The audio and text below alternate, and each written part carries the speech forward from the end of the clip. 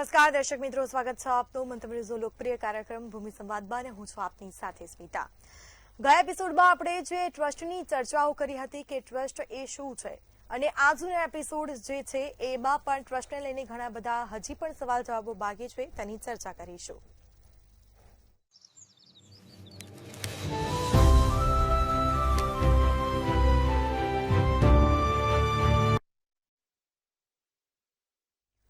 તો આ બધી ચર્ચા કરવાની છે। આપણી સાથે સ્ટુડિયોમાં ઉપસ્થિત છે એડવોકેટ નિરંજનભાઈ પંડ્યા। જી સર, મંતવ્ય ન્યૂઝમાં આપનું સ્વાગત છે। નમસ્કાર દર્શક। જી, ગયા એપિસોડમાં ટ્રસ્ટ કઈ રીતે થાય છે તેની શરૂઆત કઈ રીતની હોય છે અને ટ્રસ્ટ એટલે શું તેની ચર્ચાઓ કરી, પરંતુ આજનો જે એપિસોડ છે ઘણા બધા સવાલ જવાબો ટ્રસ્ટને લઈને જ કરવાના છે। હવે ટ્રસ્ટમાં ફેરફાર થયો હોય તો તેની માટે શું કરવું તેની માહિતી આપશો। સૌથી પહેલાં તો હું દર્શક મિત્રોનો એટલો ખૂબ ખૂબ આભાર માનું છું, કારણ કે જે આ 25મો એપિસોડ આજે થાય છે એટલે આ ખૂબ લોકોએ આવકારેલ છે અને એને લગતા જે ક્વેશ્ચન આન્સર જે આવે છે એના શક્ય એટલા સાચા અને સારી રીતે સમજાવવામાં આવે છે। ઘણા બધા દર્શક મિત્રોના સવાલ એક સામટા તો આપી શકાતા નથી, એના માટે થોડા દિલગીર તો છીએ, પણ જેટલું શક્ય હશે એટલું આપના તરફથી સહકાર મળી રહેશે એ બદલ પણ હું આભાર માનું છું અને મંતવ્ય ટીમના તમામ સભ્યોનો પણ આભાર માનું છું। તો પ્રશ્ન ફરી એકવાર રિપીટ કરશો? હા, જે રીતે ટ્રસ્ટમાં ફેરફારો થાય છે તો તેની માટે શું કરવું અને તે શું હોય છે? હા, હવે જે ટ્રસ્ટની અંદર જે ફેરફાર કરવામાં આવે તેની અંદર કોણ કયા પ્રકારનું કામ કરતું હતું તેની વાત છે। હવે કેટલીક વાર એવું થાય કે જે ટ્રસ્ટી છે એ પોતે કામ જ ના કરવા માંગતો હોય, અથવા તો એને પોતાને એવું લાગે કે હવે પછીના ટ્રસ્ટની અંદર કોઈ ગોટાળા ચાલે છે, સામે ચાલીને રાજીનામું આપી દે। કેટલીક વાર એવું બને કે ગુજરી જાય તો પણ ટ્રસ્ટમાં એમને ફેરફાર કરાવવો જરૂરી હોય। કેટલીક વાર એવું બને કે જે ટ્રસ્ટી છે એને અન્ય ટ્રસ્ટની અંદર સામેલ કરવામાં આવે અને ત્યાંથી રાજીનામું આપવું પડે। ટ્રસ્ટ ઘણીવાર એક પણ હોય અને બે પણ હોય, એટલે એક જ સંસ્થાના બે ટ્રસ્ટ પણ ચાલતા હોય છે, તો તેવા સંજોગોની અંદર ફેરફાર કરાવવો એ જરૂરી છે। હવે આ ફેરફારની વાત કરીએ તો ચેરિટી કમિશનરશ્રીની કચેરીમાં આપણે ફેરફાર રિપોર્ટ મોકલવાનો હોય છે, પણ એના માટે કલમ 22 હેઠળ આપણે ભરવાનું તૈયાર કરવાનું હોય છે અને એ રિપોર્ટ તૈયાર થયા પછી જ આપણે આગળ વધી શકાય। તો આ ટ્રસ્ટની અંગેની વાતચીત કરી ફેરફાર માટેની। બિલકુલ જી, પરંતુ ફેરફાર રિપોર્ટ શું હોય છે? હા, તો ફેરફાર રિપોર્ટની અંદર સૌથી પહેલી વાત કરીએ તો એ જે વ્યક્તિનું નામ કમી કરવાનું હોય, જે આધારે થતું હોય, એનો એક ઠરાવ કરવામાં આવે કે આ ટ્રસ્ટી આ કારણથી કાયદેસર રીતે એમાંથી નામ કમી કરવા માંગે છે, અથવા એની જગ્યાએ નવા ટ્રસ્ટીની નિમણૂક કોની થશે એની પણ ચર્ચા કરવામાં આવે છે। તેમજ આ જે ઠરાવ થાય એ ઠરાવ ચેરિટી કમિશનરશ્રીની કચેરીમાં રજૂ કરવાનો હોય છે, એટલે એની અંદર સોગંદનામું અને સંમતિપત્ર આ બંનેની જરૂરિયાત ઉપસ્થિત થતી હોય છે। બિલકુલ જી। હવે કદાચ એવું બની શકે કે એક ટ્રસ્ટ તરીકે રાજીનામું આપ્યું હોય તો પછી તેની માટે આગળ શું હોય છે અને તેની માટે શું કરવું જોઈએ? જેણે રાજીનામું આપ્યું એની પણ આપણે ફરી વાત કરીએ કે કલમ 22 હેઠળનું ફોર્મ ભરવાનું હોય છે, એની સાથે ઠરાવ કે ટ્રસ્ટીની અંદર એક સભામાં આ નિર્ણય લેવામાં આવે છે। જેમ કે ગુજરી ગયા છે તો એનું મૃત્યુ સર્ટિફિકેટ હોય, નવા જે ટ્રસ્ટી નિમવાના છે એનું પણ તમામ માહિતી હોય છે, એણે સોગંદનામું કરવાનું છે કે હું આ ટ્રસ્ટની અંદર કામગીરી કરવાની છે. મોટે ભાગે જે ટ્રસ્ટીઓ હોય છે એ મહેનતાણા સિવાયનું કામ કરતા હોય છે. માત્ર સારા કાર્ય માટે આ ટ્રસ્ટ થયેલું હોય છે. એટલે ઘણા કિસ્સાની અંદર ટ્રસ્ટની અંદર કોઈ મહેનતાણું લેવાનું થતું નથી. પણ કોઈ નક્કી કરે કે દાખલા તરીકે કંઈક એને જવાનું હોય, મિલકતના કાર્ડ લેવા જવાના હોય, 7 બારના ઉતારા લેવા જવાના હોય, એને લગતો જે ખર્ચો થયો હોય તો એ ખર્ચો પણ એને મળી શકતો હોય છે. હવે અહીંયા વાત આવે છે એનું સંમતિપત્ર, એ બહુ જરૂરી છે. એ આ ટ્રસ્ટની અંદર કામ કરવા માટે સંમતિપત્ર આપવું પડે. ત્યારે સંમતિપત્રની સાથે સાથે સોગંદનામું હોય. આ સોગંદનામું જે અગાઉના એપિસોડમાં વાતચીત કરી છે કે હવે એફિડેવિટ એટલે સોગંદનામું એ યુનિવર્સલ એફિડેવિટ નક્કી થયેલી છે. અગાઉના એપિસોડમાં આને વિગતવાર ચર્ચા કરીશું એટલે આપણે આ વાત કરતા નથી. એટલે આ વિગત જે આવે જે સોગંદનામુંને ફેરફાર રિપોર્ટ એ રજૂ કર્યા પછી ચેરિટી કમિશનરમાંથી એ તમને હુકમ થાય કે આ નવી વ્યક્તિની નિમણૂક કરવા.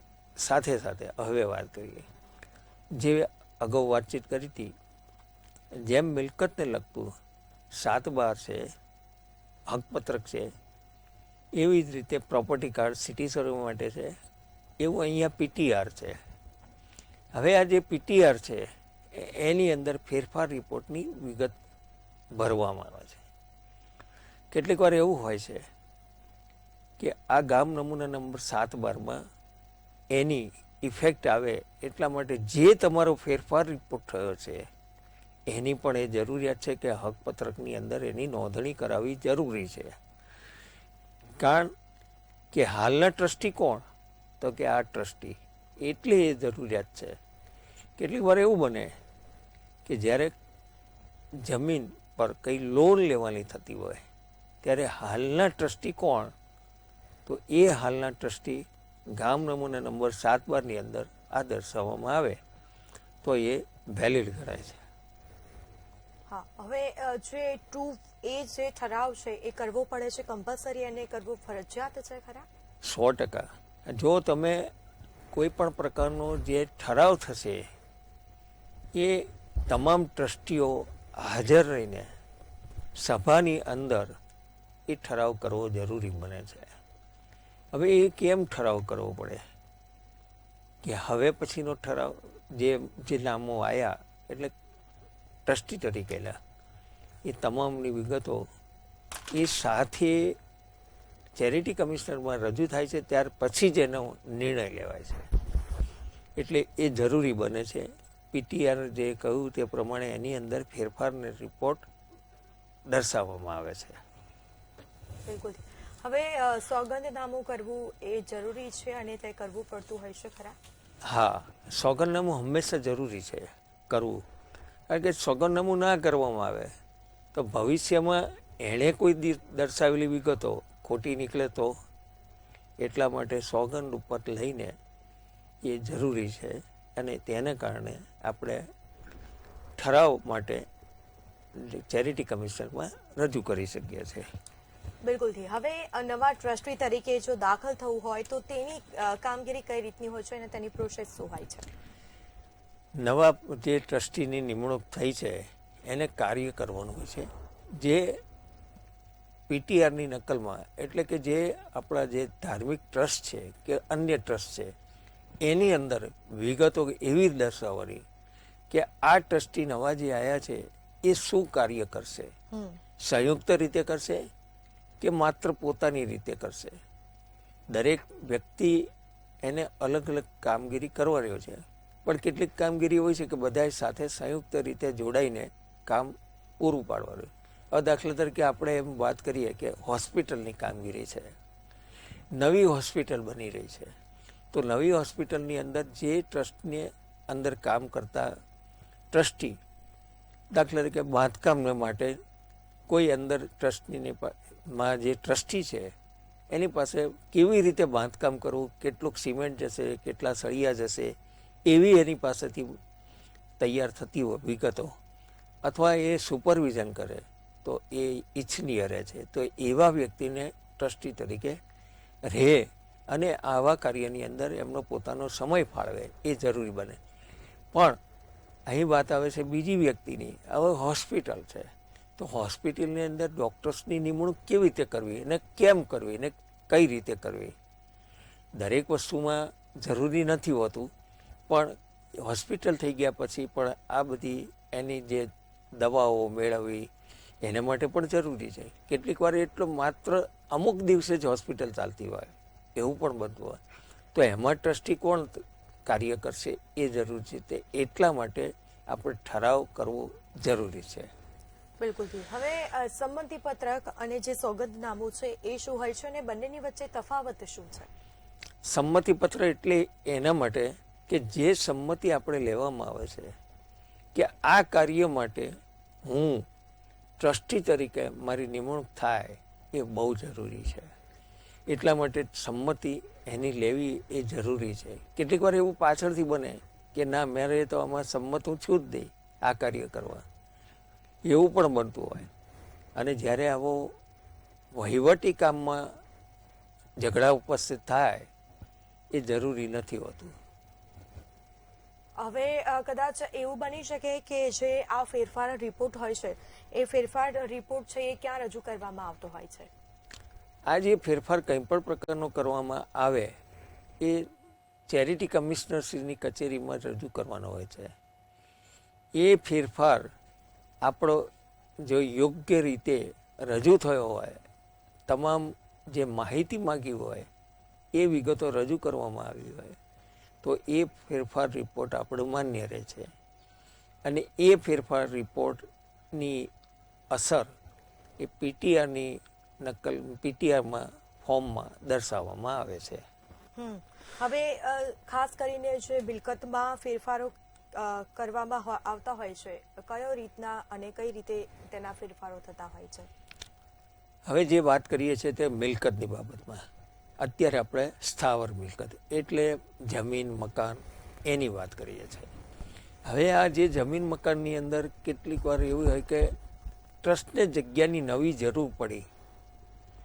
દાખલા તરીકે કોઈ બોર્ડિંગ છાત્રાલય, હવે એ છાત્રાલય બનાવવાની જરૂર પડી, એ શૈક્ષણિક ઉપયોગ માટે છે. તો એની અંદર જમીન કે મકાન જે ખરીદવાનું છે તો એની નાણાકીય જરૂરિયાત કેવી રીતે આપણે પૂરી પાડશે એ ટ્રસ્ટના હેઠળ ટ્રસ્ટીઓએ આ નિર્ણય લેવાનો હોય છે. હવે આ જે નિર્ણય લેવામાં આવે અને ત્યારબાદ જેની પાસેથી પૈસા નાણાકીય લેવાના હોય, મદદ લેવાની હોય, તે તમામ આપણે દર્શાવવાની થાય છે. હવે આ મિલકત લીધા પછી અથવા જે એનું વાનાખત કરીએ છીએ એ ટ્રસ્ટની કચેરીમાં રજૂ કરવાનું હોય છે. અને એ ટ્રસ્ટ હેઠળ આપણે એની અંદર વિગતો દર્શાવવી છે અને તે વિગતો ટ્રસ્ટના ચેરિટી કમિશનર સાહેબને મંજૂર કરે અને એ પીટીઆરની નકલમાં એની અસર આપવામાં આવે અને ત્યારબાદ ગામ નમૂના નંબર 7-12 ને હકપત્રકની અંદર વિગત દર્શાવવામાં આવે છે. બિલકુલ ઠીક. પરંતુ આપે જે રીતે કહ્યું કે પહેલા કદાચ ટ્રસ્ટોની જે નોંધણી નહોતી કરાવવામાં આવતી ને હવે કરવું એ કમ્પલસરી છે, તો એની ફીની પ્રોસેસ કઈ રીતની હોય છે અને એની ફીની શરૂઆતની રકમને એ કઈ રીતની એની કામગીરી હોય છે? જે નવું ટ્રસ્ટ છે એને નિયત કરેલી ફોર્મ જ્યારે ભરીએ છે એટલે મીન્સ ટ્રસ્ટ નવું થાય છે તો એ ટ્રસ્ટની નક્કી કરેલી ફી નિયત સમયની અંદર ભરવાની થાય છે. હવે આ જે વાત થઈ એ ટ્રસ્ટ નોંધણીમાં આવે છે, પરંતુ આગળના ક્વેશ્ચનની અંદર જે વાત કરવાની છે જે ખરીદીની વાત થઈ, પરંતુ હવે વાત કરીએ છીએ આપણે મિલકત વેચવાની આવે તો શું કરવું? ટ્રસ્ટ પોતે 10-15 પ્રકારની જમીનો અલગ અલગ ઠેકાણે આવેલી છે અને બધી જ જગ્યાએ ટ્રસ્ટીઓ તેનું ધ્યાન રાખી શકતા નથી અથવા ટ્રસ્ટને નાણાકીય ભંડોળની જરૂર પડી તો એ નાણાકીય ભંડોળ માટે ટ્રસ્ટ કોઈ જમીન વેચાણ કરીને એ પોતાનો જે ટ્રસ્ટનો જે હેતુ છે પાર પાડવા માટે કરી શકે. તો એને માટે કલમ 36 હેઠળ અરજી કરવાની થાય છે. એ અરજીની સાથે સાથે આપણે જાહેર દૈનિક પત્રની અંદર રજૂ કરવાની હોય છે કે આ ટ્રસ્ટ આની હેઠળ અમે વેચાણ કરવા માગીએ છીએ. એમાં વેચાણ કરવા માટે પણ પાછી આવે પ્રોસિજર કે ઘણીવાર જાહેર હરાજીથી પણ આવે. કેટલીક વાર એવું હોય કે જે પોતાના નક્કી કરેલી રકમ એ આપવામાં આવે કે ભાઈ આ રકમ આટલી છે એમ કરીને જે વધારે જાહેર હરાજીથી મળે એ વસ્તુ તમારે દર્શાવવી પડે. એની સાથે સાથે એમાં જો કેટલીક વાર એવું હોય કે ટ્રસ્ટની મિલકતની અંદર ક્યાંક મકાનોના બાંધકામો થઈ ગયા હોય તો એનું શું, તો એનો બીજી રીતે કંઈ ટ્રાન્સફર કરવા, એટલે મીન્સ કે બીજી જગ્યાએ લઈ જવા કે જે નવો ખરીદદાર છે એ પૂરું કરી શકે તો પણ બને. અથવા તો એવું પણ બને કે જે લોકો કબજેદાર છે હાલના એને પણ એમ કહેવામાં આવે કે આ ટ્રસ્ટ આ લોકોને વેચી મારવામાં, તો એવું પણ બની શકે. એટલે આ જરૂરી છે કે કલમ 36 હેઠળ પરવાનગી લીધા બાદ જ તમે વેચાણ કરી શકો છો. તમે વિના કોઈ પણ પ્રકારનો દસ્તાવેજ કરી શકતા નથી, ને જો કરેલો હોય એ ગુનાને પાત્ર બી બને છે. અને એ આપણે કદાચ એવું છે એમાં કે મિલકતો જે ટ્રસ્ટની છે એને આપણે પહેલા નોંધણી કરાવવી પડે છે કે પછી પરમિશન લેવી પડે પછી જે કામગીરી આગળ વધે એવું છે? હા, 100% છે. અને લીધા પછી જ તમે વેચાણ કરી શકો, સીધું તમે વેચાણ કરી શકતા નથી. એટલે કદાચ એવું બની શકે કે કદાચ મારી એવી ઈચ્છા છે કે ભાઈ મારી આ જે પ્રોપર્ટી છે કે ઘર છે એ મારે ટ્રસ્ટમાં આપી દેવું છે કે એક વૃદ્ધાશ્રમ તરીકે, કે તો પછી એ વસ્તુ ડાયરેક્ટ ના થઈ શકે. એટલે જે વૃદ્ધાશ્રમમાં તમારે અર્પણ કરી દેવાનું છે એ તમે મિલકત તમે આપી શકો છો, કોઈને પણ આપી શકો છો. એ વેચાણ કરવાથી કે પછી તમે વિના અવેજથી, એટલે કોઈ પણ પ્રકારનું તમે અવેજ લેતા નથી એ રીતે તમે ટ્રસ્ટને આપી દે. દાખલા તરીકે વૃદ્ધાશ્રમ તમે કીધું, હવે વૃદ્ધાશ્રમને તમારે આપવું છે તો એ ચેરિટી કમિશનરશ્રીની કચેરીમાંથી તમારે ફેરફાર રિપોર્ટની અંદર આ વિગતો દર્શાવવામાં આવે છે. બિલકુલથી. હવે કદાચ એવું બની શકે કે આ તમામ કામગીરી જે થઈ છે અને તેનું રજીસ્ટ્રેશન કરાવવું હવે ફરજિયાત છે, અને એ રજીસ્ટ્રેશનની જે પ્રક્રિયા છે ઓનલાઈન કરવાની હોય છે કે પછી ઓફલાઈન કામગીરી હોય છે? હવે તો બંને રીતે થઈ શકે છે, ઓફલાઈન પણ થાય અને ઓનલાઈન પણ થઈ શકે છે. એટલે ઓનલાઈન જે તમે કરવાની છે એની તમામ વિગતો તમે આ રીતે તમામ ભરવાની છે. એ ભરીને તમે ડાયરેક્ટ તમે ઓનલાઈન રજૂ કરી શકો છો, અને ઓફલાઈનની અંદર તમે કોઈ પણ પ્રકારના જે દસ્તાવેજી પુરાવા છે એ રજૂ કરી શકો છો. એટલે હવે ખાસ એ વાત કરવાની કે જ્યારે ચેરિટી કમિશનરની કોઈ પણ ધાર્મિક સંસ્થા હોય, હોસ્પિટલ હોય, તે વિગતો તમારે કરી શકાય છે. વેચાણ પણ કરી શકાય, ખરીદી પણ શકાય. સાથે સાથે એક વાત એવી પણ છે કે મુસ્લિમ પણ ટ્રસ્ટ કરી શકે છે, પારસી પણ કરી શકે છે, અને અન્ય રીતે તમે આ ટ્રસ્ટને કરી શકો છો. ટ્રસ્ટ નિમી શકે છે. હવે પછીના જે વખતે આપણે મુસ્લિમ ટ્રસ્ટ વિશે પણ વાતચીત કરીશું.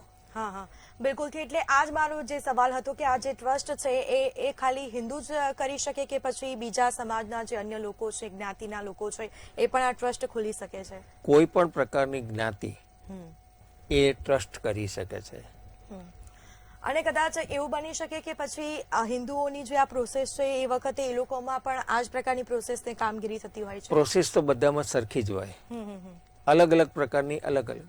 દાખલા કે મુસ્લિમ બાબતમાં તો વકફ કમિટી કહીએ છીએ આપણે, એ એની પ્રમાણે આવે.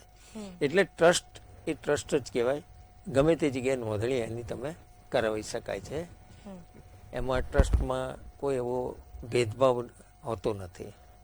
હવે કદાચ જે રીતે આપે કહ્યું કે આ જે સંમતિ પત્ર હોય છે અને સોગંદનામું ને જે હોય છે એમાં સાક્ષીની જરૂર પડતી હોય છે ખરા? ના, સંમતિ પત્ર તમારે એફિડેવિટ એક પ્રકારની જ છે. સંમતિ એ પ્રકારની તમે લો અને એફિડેવિટ કરો તે એમાં કોઈ પ્રકારનો વાંધો આવતો નથી. એફિડેવિટ હંમેશા તમારે નોટરી સમક્ષ કે મેજિસ્ટ્રેટ સમક્ષ કરવાની હોય છે.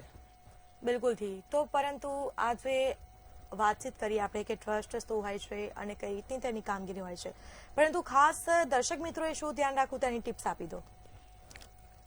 જે જમીન વેચાણ થાય છે એની બાબતમાં મારી એક જ વસ્તુ છે કે તમે એ કઈ રીતની ટ્રસ્ટ છે, ટ્રસ્ટમાંથી મિલકત તેનો વહીવટ કરે છે કે માત્ર વેચાણ કઈ રીતે કરવા માગે છે અને શું કરવા માગે છે, એ વેચાણ ભંડોળ એનો ઉપયોગ શું થશે એ પણ તમારે જાણવો જરૂરી છે.